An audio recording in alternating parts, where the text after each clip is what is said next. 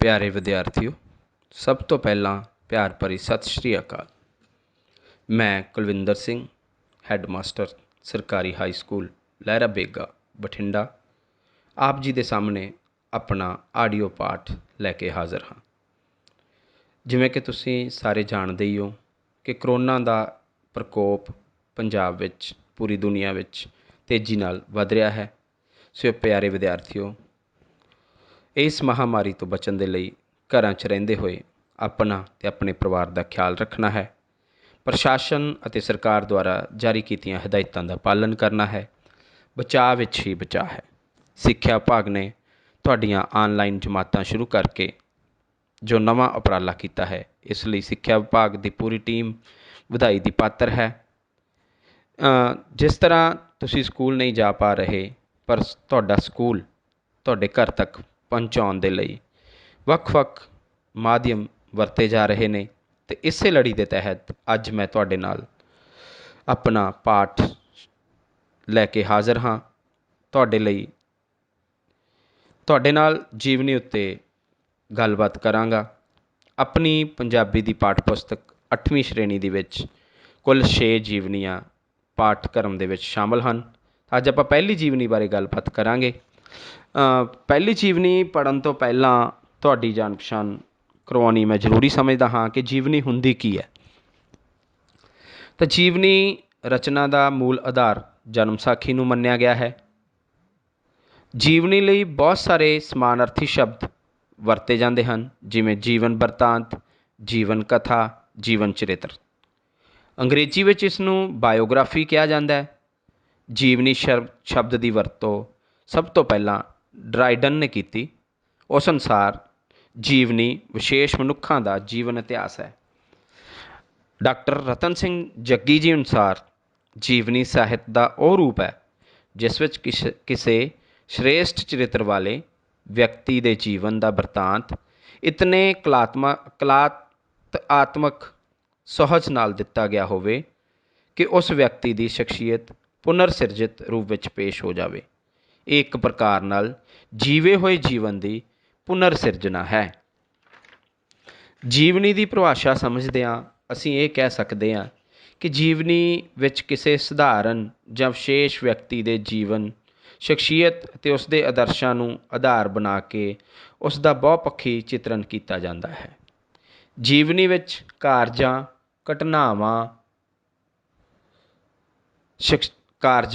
घटनावां दा रौचकता नाल बयान हुंदा है, जो किसी व्यक्ति विशेष के जन्म तो लैके उसके जीवन विचलियां महत्वपूर्ण घटनावां के लगभग सारे पक्षां नाल लैके चलता है। जीवनियां अगे 3 प्रकार दियां हुंदियां ने, धार्मिक जीवनियां, इतिहासक जीवनियां, ਸਾਹਿਤਕ जीवनियां। तां अज आपां अपने सिलेबस में शामिल 6 जीवनियां विचों पहली जीवनी जो कि पाठ सूची के लड़ी नंबर 4 उत्ते श्री गुरु अर्जन देव जी सिरलेख हेठ दर्ज है दा अध्ययन करांगे। ये जीवनी डॉक्टर हरिंदर कौर द्वारा लिखी गई है तो पाठ पुस्तक के पन्ना नंबर 13 तो 15 तक दर्ज है। तो आओ बच्चों, जीवनी शुरू करते हैं पढ़नी। श्री गुरु अर्जन देव जी। श्री गुरु अर्जन देव जी सिखां दे 5वें गुरु होए हैं। आप दा जन्म श्री गुरु रामदास जी दे घर माता भानी जी की कुखों गोइंदवाल विखे 15 अप्रैल 1563 ईस्वी नूं होया। आप जी नूं बेबे भानी जी का प्यार गुरु रामदास जी का जीवन जांच विरसे विच प्राप्त हुई सी। मुढ़ली विद्या बाबा बुढ़ा जी तो ग्रहण की। आप पिता गुरु रामदास जी की आग्या का पालन बखूबी करते सन। एक बार पिता गुरु रामदास जी ने आप जी नूं यह कह के लाहौर भेजिया कि जिन्नी देर साडे वल्लों वापसी का सुनेहा ना मिले तुसीं वापस नहीं आउणा। गुरु पिता के विजोग विच आप वल्लों जो पत्र लिखा गया शायद यही आप जी की पहली रचना सी। मेरा मन लोचे गुरदर्शन ताई बिल्प करे चातरक की न्याई, त्रिखा न उतरे शांति न आवे बिन दर्शन संत प्यारे जियो हऊ घोली जियो घोल घुमाई, गुरु दर्शन संत प्यारे जियो। तेरा मुख सुहावा ज्यों सहज धुन बानी, चिर होआ देखे सारंग पानी। धन सो देस जहाँ तू वसिया, मेरा सज्जन मीत मुरारे जियो। हऊ घोली जियो घोल कमाई, गुरु सज्जन मीत मुरारे जियो। एक घड़ी न मिलते ता कलयुग होता, हुण कद मिलिया प्रिय तुद भगवंता। मोहे रैन न विहावे नींद न आवे, बिन देखे गुर दरबारे जियो। हऊ घोली जियो घोल कमाई, तिस सच्चे गुर दरबारे जियो। भाग होआ गुरु संत मिलाया, प्रभ अविनाशी घर मैं पाया। सेवा करी पुल चसा न विछड़ा, जन नानक दास तुम्हारे जियो। हऊ घोली जियो घोल कमाई, जन नानक दास तुम्हारे जियो। गुरु रामदास जी ਦੇ श्री गुरु अर्जन देव जी तो इलावा दो होर पुत्तर ਪ੍ਰਿਥੀ ਚੰਦ ਤੇ ਮਹਾਦੇਵ ਜੀ ਵੀ ਸਨ। ਪ੍ਰਿਥੀ ਚੰਦ ਮਾਇਆਧਾਰੀ ਸੀ ਤੇ ਮਹਾਦੇਵ ਜੀ ਉਪਰਾਮ ਸੁਭਾਅ ਦੇ ਸਨ। ਪ੍ਰਿਥੀ ਚੰਦ ਵੱਡਾ ਹੋਣ ਦੇ ਕਾਰਨ ਗੁਰਗੱਦੀ 'ਤੇ ਆਪਣਾ ਹੱਕ ਸਮਝਦਾ ਸੀ। ਗੁਰੂ ਰਾਮਦਾਸ ਜੀ ਨੇ ਅਰਜਨ ਦੇਵ ਜੀ ਦੀ ਯੋਗਤਾ ਤੇ ਜੀਵਨ ਉਚਤਾ ਨੂੰ ਦੇਖ ਕੇ ਸਤੰਬਰ 1581 ਈਸਵੀ ਨੂੰ ਗੁਰਿਆਈ ਦੀ ਗੱਦੀ ਸੌਂਪ ਦਿੱਤੀ। ਭਾਵੇਂ ਪ੍ਰਿਥੀ ਚੰਦ ਨੇ ਕਈ ਤਰ੍ਹਾਂ ਦੀਆਂ ਪਰਿਵਾਰਕ ਅਤੇ ਗੁਰੂ ਘਰ ਨਾਲ ਸੰਬੰਧਿਤ ਰੁਕਾਵਟਾਂ ਪਾਈਆਂ, ਪਰ ਉਹ ਆਪਣੇ ਮਨਸੂਬਿਆਂ ਵਿੱਚ ਸਫਲ ਨਾ ਹੋ ਸਕਿਆ। ਗੁਰੂ ਅਰਜਨ ਦੇਵ ਜੀ ਨੇ ਗੁਰਗੱਦੀ 'ਤੇ ਬੈਠਣ ਉਪਰੰਤ ਬਹੁਤ ਸਾਰੀ ਬਾਣੀ ਰਚਨਾ ਕੀਤੀ। ਨਾਨਾ ਗੁਰੂ ਅਮਰਦਾਸ ਜੀ ਦਾ ਦਿੱਤਾ ਵਰ ਦੋਹਿਤਾ ਬਾਣੀ ਕਾ ਬਹੁਤਾ ਬਿਲਕੁਲ ਸੱਚ ਸਿੱਧ ਹੋਇਆ। ਸ਼੍ਰੀ ਗੁਰੂ ਗ੍ਰੰਥ ਸਾਹਿਬ ਦੇ ਕੁੱਲ 5894 ਸ਼ਬਦਾਂ ਵਿੱਚੋਂ 2218 ਸ਼ਬਦ ਆਪ ਜੀ ਦੀ ਹੀ ਰਚਨਾ ਹਨ। ਉਹਨਾਂ ਦੀ ਬਾਣੀ ਦਾ ਪ੍ਰਮੁੱਖ ਵਿਸ਼ਾ ਰੱਬੀ ਪ੍ਰੇਮ ਪਿਆਰ, ਭਗਤੀ, ਸਿਮਰਨ ਅਤੇ ਡੂੰਘੀ ਜੀਵਨ ਜਾਂਚ ਵਾਲਾ ਹੈ। ਸੁਖਮਨੀ ਸਾਹਿਬ ਆਪ ਜੀ ਦੀ ਸ਼ਾਹਕਾਰ ਰਚਨਾ ਹੈ। ਇਸ ਵਿੱਚ ਬਹੁਤ ਸਰਲ ਢੰਗ ਨਾਲ ਨਾਮ ਸਿਮਰਨ, ਸੰਤ, ਭਗਤ, ਬ੍ਰਹਮ ਗਿਆਨੀ, ਜੀਵਨ ਜੁਗਤ ਆਦਿ ਬਾਰੇ ਆਪਣੇ ਵਿਚਾਰ ਪੇਸ਼ ਕੀਤੇ ਗਏ ਹਨ। ਉਸ ਸਮੇਂ ਪ੍ਰਚਲਿਤ ਸੰਤ ਭਾਸ਼ਾ, ਬ੍ਰਿਜ ਭਾਸ਼ਾ, ਰੇਖਤਾ, ਹਿੰਦੁਸਤਾਨੀ, ਗਾਥਾ, ਸੰਸਕ੍ਰਿਤੀ, ਪੰਜਾਬੀ ਅਤੇ ਲਹਿੰਦੀ ਸਭ ਵੰਨਗੀਆਂ ਦੀਆਂ ਭਾਸ਼ਾਵਾਂ ਵਿੱਚ ਆਪ ਦੀ ਰਚਨਾ ਮਿਲਦੀ ਹੈ। ਆਪ ਨੇ 30 ਰਾਗਾਂ ਵਿੱਚ ਬਾਣੀ ਰਚੀ। ਆਪ ਸੰਗੀਤ ਅਤੇ ਰਾਗਾਂ ਦੀ ਪੂਰੀ ਮੁਹਾਰਤ ਰੱਖਦੇ ਸਨ। ਸਰੰਦਾ ਉਹਨਾਂ ਦਾ ਮਨਪਸੰਦ ਸਾਜ਼ ਸੀ। ਸ਼੍ਰੀ ਗੁਰੂ ਗ੍ਰੰਥ ਸਾਹਿਬ ਜੀ ਦੀ ਸੰਪਾਦਨਾ ਸ਼੍ਰੀ ਗੁਰੂ ਅਰਜਨ ਦੇਵ ਜੀ ਦਾ ਵਡਮੁੱਲਾ ਕਾਰਜ ਹੈ।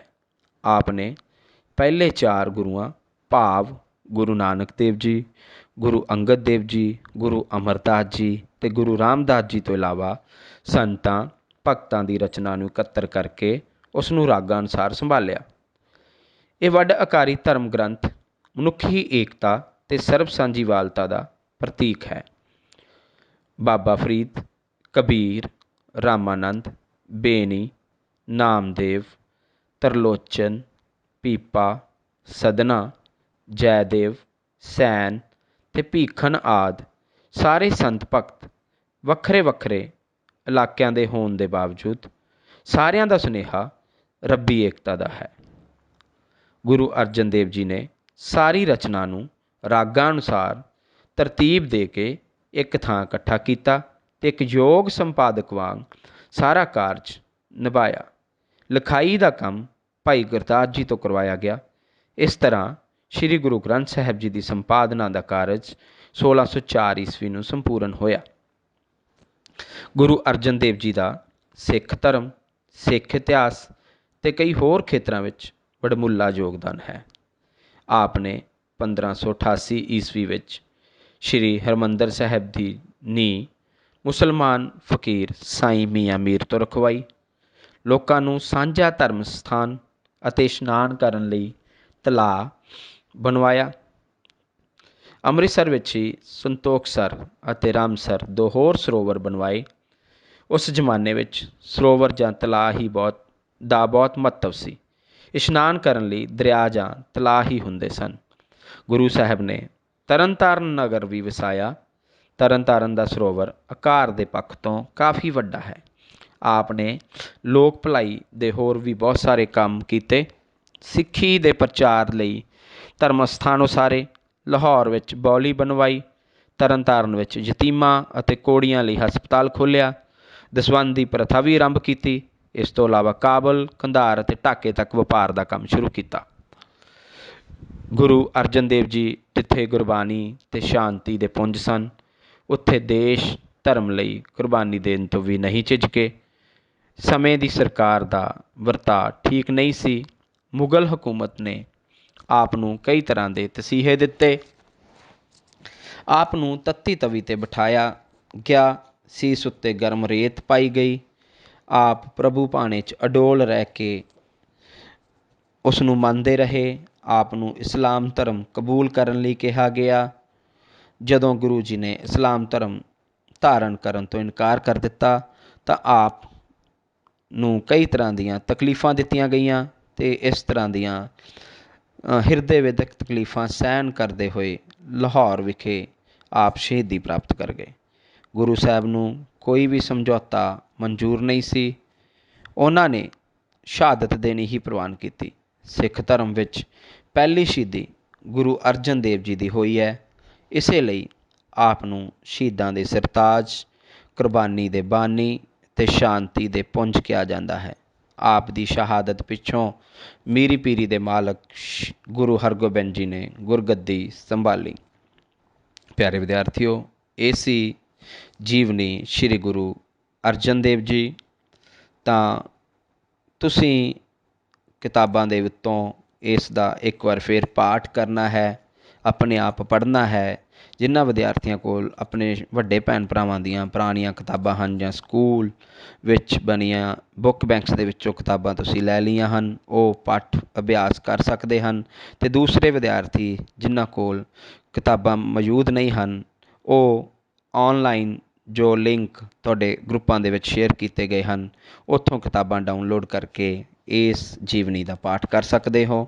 ਪਾਠ ਅਭਿਆਸ ਦੇ ਵਿੱਚ ਕੁੱਲ 9 ਪ੍ਰਸ਼ਨ ਦਿੱਤੇ ਗਏ ਨੇ। ਆਪਾਂ ਉਹਨਾਂ 9 ਪ੍ਰਸ਼ਨਾਂ ਦੀ ਗੱਲਬਾਤ ਕਰਾਂਗੇ। ਸਭ ਤੋਂ ਪਹਿਲਾ ਪ੍ਰਸ਼ਨ, ਸ਼੍ਰੀ ਗੁਰੂ ਅਰਜਨ ਦੇਵ ਜੀ ਦਾ ਜਨਮ ਕਦੋਂ ਹੋਇਆ? ਉਹਨਾਂ ਦੇ ਮਾਤਾ ਪਿਤਾ ਦਾ ਕੀ ਨਾਂ ਸੀ? ਤਾਂ ਸ਼੍ਰੀ ਗੁਰੂ ਅਰਜਨ ਦੇਵ ਜੀ ਬਾਰੇ ਆਪਾਂ ਪੜ੍ਹਿਆ ਹੈ ਕਿ ਉਹਨਾਂ ਦਾ ਜਿਹੜਾ ਜਨਮ ਸੀ ਉਹ 15 ਅਪ੍ਰੈਲ 1563 ਈਸਵੀ ਨੂੰ ਗੋਇੰਦਵਾਲ ਵਿਖੇ ਹੋਇਆ। ਅਤੇ ਆਪ ਦੇ ਪਿਤਾ ਸ਼੍ਰੀ ਗੁਰੂ ਰਾਮਦਾਸ ਜੀ ਸਿੱਖਾਂ ਦੇ ਚੌਥੇ ਗੁਰੂ ਅਤੇ ਮਾਤਾ ਬੀਬੀ ਭਾਨੀ। ਇਹ ਚੀਜ਼ ਤੁਸੀਂ ਲਿਖ ਲੈਣੀ ਹੈ ਆਪਣੇ ਹਿਸਾਬ ਦੇ ਨਾਲ। ਸ਼੍ਰੀ ਗੁਰੂ ਅਰਜਨ ਦੇਵ ਜੀ ਨੇ ਮੁੱਢਲੀ ਵਿੱਦਿਆ ਕਿੱਥੋਂ ਪ੍ਰਾਪਤ ਕੀਤੀ? ਪਿਆਰੇ ਵਿਦਿਆਰਥੀਓ, ਇਸ ਜੀਵਨੀ ਦੇ ਵਿੱਚ ਜ਼ਿਕਰ ਆਇਆ ਹੈ ਕਿ ਸ਼੍ਰੀ ਗੁਰੂ ਅਰਜਨ ਦੇਵ ਜੀ ਨੇ ਆਪਣੀ ਜਿਹੜੀ ਮੁੱਢਲੀ ਸਿੱਖਿਆ ਸੀ ਉਹ ਬਾਬਾ ਬੁੱਢਾ ਜੀ ਤੋਂ ਗ੍ਰਹਿਣ ਕੀਤੀ ਸੀ। ਤਾਂ ਇਸ ਪ੍ਰਸ਼ਨ ਦਾ ਉੱਤਰ ਵੀ ਤੁਸੀਂ ਲਿਖ ਸਕਦੇ ਹੋ। ਸ਼੍ਰੀ ਗੁਰੂ ਅਰਜਨ ਦੇਵ ਜੀ ਨੂੰ ਦੋਹਿਤਾ ਬਾਣੀ ਕਾ ਬੋਹਿਥਾ ਦਾ ਵਰ ਕਿਸ ਨੇ ਦਿੱਤਾ ਅਤੇ ਆਪ ਇਸ ਕਥਨ ਉੱਤੇ ਕਿਵੇਂ ਖਰੇ ਉਤਰੇ? ਸ਼੍ਰੀ ਗੁਰੂ ਅਰਜਨ ਦੇਵ ਜੀ ਨੂੰ ਦੋਹਿਤਾ ਬਾਣੀ ਕਾ ਬੋਹਿਥਾ ਦਾ ਵਰ ਆਪ ਜੀ ਦੇ ਨਾਨਾ ਭਾਵ ਕਿ ਤੀਜੇ ਗੁਰੂ ਅਮਰਦਾਸ ਜੀ ਨੇ ਦਿੱਤਾ। ਅਤੇ ਇਹ ਬਿਲਕੁਲ ਸੱਚ ਕਿਵੇਂ ਸਾਬਤ ਹੋਇਆ, ਉਹ ਵੀ ਆਪਾਂ ਬੇਟੇ ਇਸ ਜੀਵਨੀ ਦੇ ਵਿੱਚ ਪੜ੍ਹ ਚੁੱਕੇ ਹਾਂ ਕਿ ਗੁਰੂ ਗ੍ਰੰਥ ਸਾਹਿਬ ਜੀ ਦੀ ਕੁੱਲ 5894 ਸ਼ਬਦਾਂ ਵਿੱਚੋਂ 2218 ਸ਼ਬਦ ਆਪ ਜੀ ਦੀ ਹੀ ਰਚਨਾ ਹੈ, ਜੋ ਕਿ ਵੱਖ ਵੱਖ ਰਾਗਾਂ ਦੇ ਵਿੱਚ ਰਚੀ ਹੋਈ ਬਾਣੀ ਹੈ। ਤਾਂ ਇਹ ਬਹੁਤ ਵੱਡੀ ਗੱਲ ਹੈ ਕਿ ਲਗਭਗ ਆਪਾਂ ਜੇ ਗੱਲ ਕਰੀਏ ਤਾਂ 1/3 ਹਿੱਸਾ ਤੋਂ ਵੀ ਉੱਪਰ ਜਿਹੜੀ ਬਾਣੀ ਹੈ ਉਹ ਗੁਰੂ ਗ੍ਰੰਥ ਸਾਹਿਬ ਦੇ ਵਿੱਚ ਆਪ ਜੀ ਦੀ ਹੈ। ਤਾਂ ਬਹੁਤ ਵਡਮੁੱਲਾ ਕਾਰਜ ਹੈ। ਗੁਰੂ ਅਰਜਨ ਦੇਵ ਜੀ ਦੀ ਸ਼ਾਹਕਾਰ ਰਚਨਾ ਕਿਹੜੀ ਹੈ, ਉਸ ਬਾਰੇ ਕੁਝ ਸਤਰਾਂ ਲਿਖੋ। ਆਪਾਂ ਪੜ੍ਹਿਆ ਹੈ ਕਿ ਸੁਖਮਨੀ ਸਾਹਿਬ ਆਪ ਜੀ ਦੀ ਸ਼ਾਹਕਾਰ ਰਚਨਾ ਹੈ। ਇਸ ਵਿੱਚ ਬਹੁਤ ਹੀ ਸਰਲ ਢੰਗ ਦੇ ਨਾਲ ਨਾਮ ਸਿਮਰਨ, ਸੰਤ, ਭਗਤ, ਬ੍ਰਹਮ ਗਿਆਨੀ, ਜੀਵਨ ਜੋਗਤ ਆਦਿ ਬਾਰੇ ਆਪਣੇ ਵਿਚਾਰ ਪੇਸ਼ ਕੀਤੇ ਹੋਏ ਹਨ। ਸੁਖਮਨੀ ਸਾਹਿਬ ਦਾ ਜਿਹੜਾ ਪਾਠ ਹੈ ਉਹ ਆਪਣੇ ਗੁਰੂ ਘਰਾਂ ਦੇ ਵਿੱਚ ਸ਼ਾਮ ਨੂੰ ਕੀਤਾ ਜਾਂਦਾ ਹੈ ਅਤੇ ਬਹੁਤ ਸਾਰੇ ਬੱਚਿਆਂ ਦੇ ਘਰਾਂ ਦੇ ਵਿੱਚ ਸੁਖਮਨੀ ਸਾਹਿਬ ਦੇ ਪਾਠ ਲਈ ਜੋ ਗੁਟਕਾ ਸਾਹਿਬ ਹੁੰਦੇ ਨੇ ਉਹ ਵੀ ਹੋਣਗੇ। ਤੁਹਾਨੂੰ ਸਾਰਿਆਂ ਨੂੰ ਪਤਾ ਹੈ ਕਿ ਤੁਹਾਡੇ ਵੱਡੇ ਜੋ ਮੰਮੀ ਪਾਪਾ ਜਾਂ ਕੋਈ ਦਾਦਾ ਦਾਦੀ ਇਸ ਤਰ੍ਹਾਂ ਦੇ ਪਾਠ ਕਰ ਰਹੇ ਹੋਣਗੇ। ਤਾਂ ਅਗਲਾ ਜਿਹੜਾ ਪ੍ਰਸ਼ਨ ਹੈ, ਗੁਰੂ ਗ੍ਰੰਥ ਸਾਹਿਬ ਦੀ ਸੰਪਾਦਨਾ ਦਾ ਕੰਮ ਕਿਸ ਨੇ ਕੀਤਾ ਅਤੇ ਇਹ ਕਾਰਜ ਕਦੋਂ ਸੰਪੂਰਨ ਹੋਇਆ? ਸ਼੍ਰੀ ਗੁਰੂ ਅਰਜਨ ਦੇਵ ਜੀ ਨੇ ਗੁਰੂ ਗ੍ਰੰਥ ਸਾਹਿਬ ਜੀ ਦੀ ਸੰਪਾਦਨਾ ਦਾ ਕਾਰਜ ਕੀਤਾ। ਉਹਨਾਂ ਨੇ ਆਪਣੇ ਤੋਂ ਪਹਿਲੇ 4 ਗੁਰੂਆਂ ਤੋਂ ਇਲਾਵਾ ਸੰਤਾਂ ਭਗਤਾਂ ਦੀ ਰਚਨਾ ਨੂੰ ਇਕੱਤਰ ਕੀਤਾ, ਉਹਨਾਂ ਨੂੰ ਰਾਗਾਂ ਅਨੁਸਾਰ ਤਰਤੀਬ ਦੇ ਕੇ ਇੱਕ ਥਾਂ 'ਤੇ ਇਕੱਠਾ ਕੀਤਾ। ਇੱਕ ਯੋਗ ਸੰਪਾਦਕ ਵਾਂਗ ਸਾਰਾ ਕਾਰਜ ਆਪਣੇ ਹੱਥੀਂ ਕੀਤਾ। ਲਿਖਾਰੀ ਦਾ ਕੰਮ ਭਾਈ ਗੁਰਦਾਸ ਜੀ ਤੋਂ ਕਰਵਾਇਆ। ਗੁਰੂ ਗ੍ਰੰਥ ਸਾਹਿਬ ਜੀ ਦੀ ਜਿਹੜੀ ਸੰਪਾਦਨਾ ਸੀ ਉਹ 1604 ਈਸਵੀ ਵਿੱਚ ਸੰਪੂਰਨ ਹੋਈ। ਅਗਲਾ ਕੁਐਸਚਨ ਹੈ, ਸ਼੍ਰੀ ਹਰਿਮੰਦਰ ਸਾਹਿਬ ਦੀ ਨੀਂਹ ਕਿਸ ਤੋਂ ਅਤੇ ਕਦੋਂ ਰਖਵਾਈ ਗਈ? ਆਪਾਂ ਪਹਿਲਾਂ ਪੜ੍ਹਿਆ ਹੈ ਕਿ ਸ਼੍ਰੀ ਗੁਰੂ ਅਰਜਨ ਦੇਵ ਜੀ ਨੇ ਹਰਿਮੰਦਰ ਸਾਹਿਬ ਦੀ ਜਿਹੜੀ ਨੀਂਹ ਹੈ ਉਹ ਮੁਸਲਮਾਨ ਫਕੀਰ ਸਾਈਂ ਮੀਆਂ ਮੀਰ ਤੋਂ ਰਖਵਾਈ ਸੀ।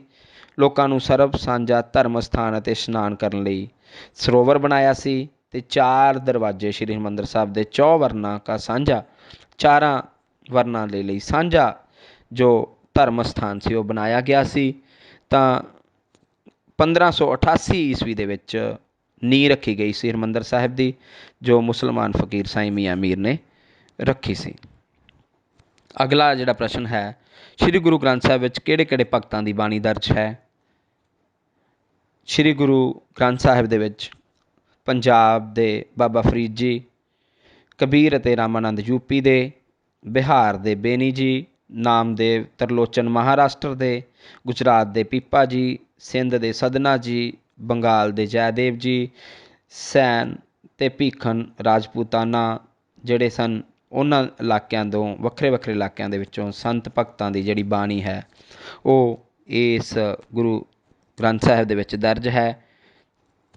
ਅਗਲਾ ਪ੍ਰਸ਼ਨ ਹੈ, ਸ਼੍ਰੀ ਗੁਰੂ ਅਰਜਨ ਦੇਵ ਜੀ ਨੇ ਜਨਤਕ ਭਲਾਈ ਲਈ, ਸਮਾਜ ਭਲਾਈ ਲਈ ਕਿਹੜੇ ਕਿਹੜੇ ਕੰਮ ਕੀਤੇ? ਤਾਂ ਆਪਾਂ ਪੜ੍ਹਿਆ ਹੈ, ਸਭ ਤੋਂ ਪਹਿਲਾਂ ਤਾਂ ਉਹਨਾਂ ਨੇ ਦਰਿਆ ਜਾਂ ਤਲਾਅ ਦੀ ਉਸਾਰੀ ਕਰਾਈ, ਕਿਉਂਕਿ ਇਹ ਬਹੁਤ ਜ਼ਰੂਰੀ ਸਨ। ਤਾਂ ਦੂਸਰਾ ਸਿੱਖ ਧਰਮ ਦੇ ਪ੍ਰਚਾਰ ਦੇ ਲਈ ਬਾਉਲੀ ਉਸਾਰੀ। ਤਾਂ ਉਸ ਤੋਂ ਬਾਅਦ ਜੇ ਆਪਾਂ ਜਨਤਕ ਕੰਮਾਂ ਦੀ ਗੱਲ ਕਰੀਏ ਤਾਂ ਤਰਨ ਤਾਰਨ ਵਿੱਚ ਯਤੀਮਾਂ ਅਤੇ ਕੋਹੜੀਆਂ ਦੇ ਲਈ ਹਸਪਤਾਲ ਖੋਲ੍ਹਿਆ ਗਿਆ, ਜਿਹੜਾ ਕਿ ਇੱਕ ਵਡਮੁੱਲਾ ਕਾਰਜ ਸੀ ਉਸ ਸਮੇਂ ਦੇ ਵਿੱਚ। ਗੁਰੂ ਅਰਜਨ ਦੇਵ ਜੀ ਦੀ ਸ਼ਹੀਦੀ 'ਤੇ ਚਾਨਣਾ ਪਾਓ। ਅਗਲਾ ਪ੍ਰਸ਼ਨ, ਗੁਰੂ ਅਰਜਨ ਦੇਵ ਜੀ ਜਿੱਥੇ ਗੁਰਬਾਣੀ ਅਤੇ ਸ਼ਾਂਤੀ ਦੇ ਪੁੰਜ ਸੀ, ਉੱਥੇ ਦੇਸ਼ ਧਰਮ ਲਈ ਕੁਰਬਾਨੀ ਦੇਣ ਤੋਂ ਵੀ ਉਹ ਨਹੀਂ ਝਿਜਕੇ। ਤੁਸੀਂ ਪੜ੍ਹੀ ਹੈ ਇਹ ਗੱਲ। ਤਾਂ ਮੁਗਲ ਹਕੂਮਤ ਨੇ ਆਪ ਜੀ ਨੂੰ ਕੈਦ ਕੀਤਾ ਅਤੇ ਇਸਲਾਮ ਧਰਮ ਕਬੂਲ ਕਰਨ ਲਈ ਕਿਹਾ। ਉਹਨਾਂ ਨੇ ਇਸਲਾਮ ਧਰਮ ਕਬੂਲ ਕਰਨ ਤੋਂ ਇਨਕਾਰ ਕਰ ਦਿੱਤਾ। ਫਿਰ ਆਪ ਜੀ ਨੂੰ ਤੱਤੀ ਤਵੀ 'ਤੇ ਬਿਠਾਇਆ ਗਿਆ ਸੀ, ਇਸ ਉੱਤੇ ਗਰਮ ਗਰਮ ਰੇਤ ਪਾਈ ਗਈ। ਤਾਂ ਪਰ ਫਿਰ ਵੀ ਆਪ ਪ੍ਰਭੂ ਭਾਣੇ 'ਚ ਅਡੋਲ ਰਹੇ। ਆਪ ਨੂੰ ਅਨੇਕਾਂ ਹੋਰ ਤਸੀਹੇ ਦਿੱਤੇ ਗਏ ਅਤੇ ਉਹਨਾਂ ਤਸੀਹਿਆਂ ਨੂੰ ਸਹਿੰਦੇ ਹੋਏ ਅੰਤ ਆਪ ਸ਼ਹੀਦੀ ਪ੍ਰਾਪਤ ਕਰ ਗਏ। ਤਾਂ ਇਹ ਬਹੁਤ ਵੱਡੀ ਗੱਲ ਹੈ ਕਿ ਦੇਸ਼ ਕੌਮ ਦੇ ਲਈ ਸ਼ਹੀਦੀ ਪ੍ਰਾਪਤ ਕਰਨ ਵਾਲੇ ਪਹਿਲੇ ਜਿਹੜੇ ਮਹਾਨ ਯੋਧੇ ਹੋਏ ਨੇ ਉਹ ਸ਼੍ਰੀ ਗੁਰੂ ਅਰਜਨ ਦੇਵ ਜੀ ਹੋਏ ਨੇ। ਇਸੇ ਕਰਕੇ ਆਪ ਨੂੰ ਸ਼ਹੀਦਾਂ ਦੇ ਸਰਤਾਜ, ਕੁਰਬਾਨੀ ਦੇ ਬਾਨੀ ਅਤੇ ਸ਼ਾਂਤੀ ਦੇ ਪੁੰਜ ਵੀ ਕਿਹਾ ਜਾਂਦਾ ਹੈ। ਆਪ ਦੀ ਸ਼ਹਾਦਤ ਪਿੱਛੋਂ ਮੀਰੀ ਪੀਰੀ ਦੇ ਜਿਹੜੇ ਮਾਲਕ ਆਪ ਜੀ ਦੇ ਸਪੁੱਤਰ ਗੁਰੂ ਹਰਗੋਬਿੰਦ ਜੀ ਨੇ ਗੁਰਗੱਦੀ ਸੰਭਾਲੀ। ਤਾਂ ਪਾਠ ਅਭਿਆਸ ਦੇ ਦੂਸਰੇ ਹਿੱਸੇ ਦੇ ਵਿੱਚ ਔਖੇ ਸ਼ਬਦਾਂ ਦੇ ਅਰਥ ਜਿਹੜੇ ਨੇ ਉਹਨਾਂ ਦੀ ਗੱਲਬਾਤ ਕੀਤੀ ਗਈ ਹੈ। ਸਭ ਤੋਂ ਪਹਿਲਾਂ ਹੈ ਵਿਰਸਾ।